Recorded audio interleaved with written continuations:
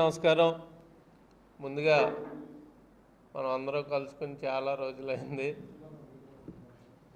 మీ అందరికీ కూడా నూతన సంవత్సరం మరియు సంక్రాంతి శుభాకాంక్షలు తెలియజేసుకుంటూ అందరూ బాగుండాలని మనస్ఫూర్తిగా కోరుకుంటూ ఈరోజు మీ అందరికీ తెలిసిన విషయం, ఏదైతే విశాఖ ఉక్కు ఆంధ్రుల హక్కు అని నినాదంతో దాన్ని సాధించుకుని ఈ ఉమ్మడి ఆంధ్ర రాష్ట్రానికి పెద్ద పరిశ్రమను తెచ్చుకుని లక్షల మందికి ఉపాధి ప్రత్యక్షంగాని పరోక్షంగాని ఉపాధి కల్పించింది విశాఖ ఉక్కు కర్మాగారం.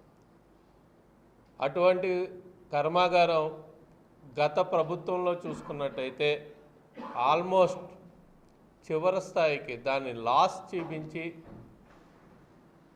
కింద స్థాయి వరకు కూడా ప్రైవేటీకరణ చేసే ప్రయత్నంలో దాన్ని మనందరికీ తెలిసిన విషయమే.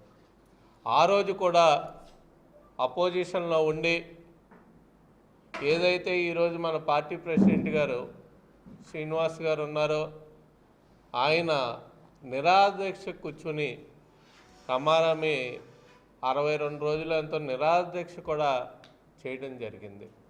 అలాగే చంద్రబాబు నాయుడు గారు కూడా దాని మీద పోరాడడం జరిగింది. అవన్నీ పోరాట ఫలితాలే ఈరోజు మనకు మళ్ళీ దాన్ని ప్రైవేటీకరణ మాట పక్కన పెట్టి దానికి 11,440 కోట్ల రూపాయలు ఆర్థిక సహాయాన్ని కేంద్రం అందించింది అంటే దాని కృషి చంద్రబాబు నాయుడు గారు అని చెప్పక తప్పదు. నిరంతరం కూడా ఈరోజు ప్రభుత్వం ఏర్పడి 4 నెలల నుంచి 6 నెలలు అయ్యింది. ఈయన ఎప్పుడు ఢిల్లీ వెళ్ళినా సరే మన రాష్ట్రానికి ఏదో రూపంలో ఫండింగ్ తేడం జరుగుతుంది.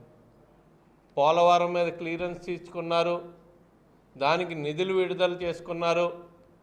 విశాఖకి ఈరోజు 11,440 కోట్ల రూపాయలు ఆర్థిక సహాయాన్ని అందించే విధంగా పోరాటం చేశారు. ఈ రాష్ట్రానికి గత ప్రభుత్వంలో ఒక్క రోడ్డు కూడా వేయకుండా అన్ని రోడ్లు కూడా గతుకుల మయంతో ఉంటే ఈరోజు చూసుకున్నట్టయితే ప్రతి దగ్గర కూడా ఈ రాష్ట్రంలో ప్రతి గ్రామంలోని ప్రతి ఊర్లోని కూడా బీటీ రోడ్లు కానీ సీసీ రోడ్లు కానీ వేసుకుంటున్నాం అంటే ఆయన చాకచక్యంగా ఎన్ఆర్జీఎస్ ఫండ్స్ కానీ అక్కడ సెంట్రల్ గవర్నమెంట్ ఫండ్స్ కానీ తేవడం వల్లే ఇక్కడ ఒక పక్కనే మనకి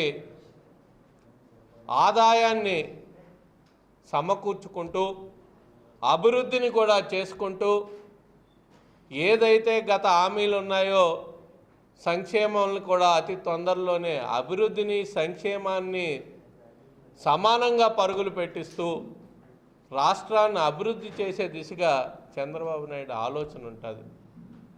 గతంలో జగన్మోహన్ రెడ్డి గారు ఎప్పుడు ఢిల్లీ వెళ్ళినా సరే ఆయన కేసుల గురించో లేకపోతే ఇతర దాని గురించో ఎప్పుడూ మాట్లాడుకునేవారు, కానీ రాష్ట్ర అభివృద్ధి గురించి కానీ భావితరాల భవిష్యత్తు గురించి కానీ ఎప్పుడు కూడా పట్టించుకున్న దాఖలాలు లేవు. దానికి నిదర్శనమే ఈ 5 నెలల్లో 6 నెలల్లో మనం చూపించే అభివృద్ధి కానీ రాష్ట్ర అభివృద్ధి కానీ మనకు తేటతెల్లంగా కనపడుతుంది. రాబోయే కాలంలో ఇంకా ఇంతకన్నా అభివృద్ధి చేసుకుని రాజధానిని కూడా ఫుల్ ఫ్లెడ్జ్డ్గా మనం అక్కడ అన్నీ చేసుకుని ఆయన 2027 లోపల పోలవరాన్ని కూడా పూర్తి చేసుకుని రాష్ట్రానికి దిశ నిర్ధారించే విధంగా కొన్ని లక్షల మందికి ఉద్యోగాలు వచ్చే విధంగా ఈరోజు చేసే పరిస్థితి ఉంది. ఈరోజు ఉంది దావోస్ వెళ్ళారు, చంద్రబాబు నాయుడు గారు వెళ్ళారు, లోకేష్ గారు వెళ్ళారు, అలాగే ఐటీ మంత్రి గారు వెళ్ళారు, మన రామ్మోహన్ నాయుడు గారు వెళ్ళారు. గతంలో ఐటీ మంత్రి మాట్లాడిన మాటలు ఒక్కసారి మీ దృష్టికి పెడుతున్నాను నేను. అంత చలిలో బయటికి వెళ్ళడం అవసరమా, అక్కడికి వెళ్ళడం అవసరమా అన్నారు. మీకు గుర్తుందో లేదో, పరిశ్రమల మంత్రి. ఈరోజు చంద్రబాబు నాయుడు గారు ఈ వయసులో కూడా ఒక స్వెటర్ వేసుకోలేదు. ఆయన ఇక్కడ ఏ డ్రెస్ కోడ్ తోటి ఉంటారో అంత చలిలో కూడా అదే డ్రెస్ కోడ్లో ఉండి వాళ్ళతో మాట్లాడుకుని మనకి కొన్ని వేల లక్షల కోట్లు ఎంఓయూలు ఈ రోజు వరకు కూడా చేయించుకునే పరిస్థితి. చంద్రబాబు నాయుడు గారు కూడా భరత్ను అటువంటి వ్యాఖ్యలు చేయకూడదు అని. అవును, ఒక పెద్ద ఆయనగా ఇప్పుడు నడిచేది మనం ఉమ్మడి ప్రభుత్వం నడుస్తుంది, కూటమి ప్రభుత్వం నడుస్తుంది. ఏ డెసిషన్ తీసుకున్నా సరే అందరూ సమానంగా ఆలోచించుకుని నిర్ణయం తీసుకోవాలనే ఉద్దేశంతో చంద్రబాబు నాయుడు గారు అన్నారు. కానీ ఇంకోటి చేసి ఆయన మీద కోపం పడింది కదా. అందరూ సమిష్టిగా కూర్చుని నిర్ణయం తీసుకుందాం, ఒకడో తీసేసుకునేది కాదు ఇది అన్నారు. మరి కోపం అని మీకు ఎవరు అన్నారో నాకు తెలియదు. వర్మ గారు ఏమన్నారు? లోకేష్ గారు ఉప ముఖ్యమంత్రి కావాలని వర్మ గారు అనలేదు. ఎవరి అభిప్రాయం వాళ్ళది. ఈరోజు జనసేన వాళ్ళు పవన్ కళ్యాణ్ ముఖ్యమంత్రి కావాలని కోరుకుంటారు, అలాగే తెలుగుదేశం వాళ్ళు లోకేష్ గారు ముఖ్యమంత్రి కావాలని కోరుకుంటారు. అది ఎవరి సొంత అభిప్రాయం వాళ్ళది అని ఆయన వర్మ గారు అన్నారు. అంతేగాని పర్టికులర్గా కావాలని ఎవరు చెప్పలేదో నాకు తెలుసు. మరి మీకు ఏమన్నా చెప్తే చెప్పండి.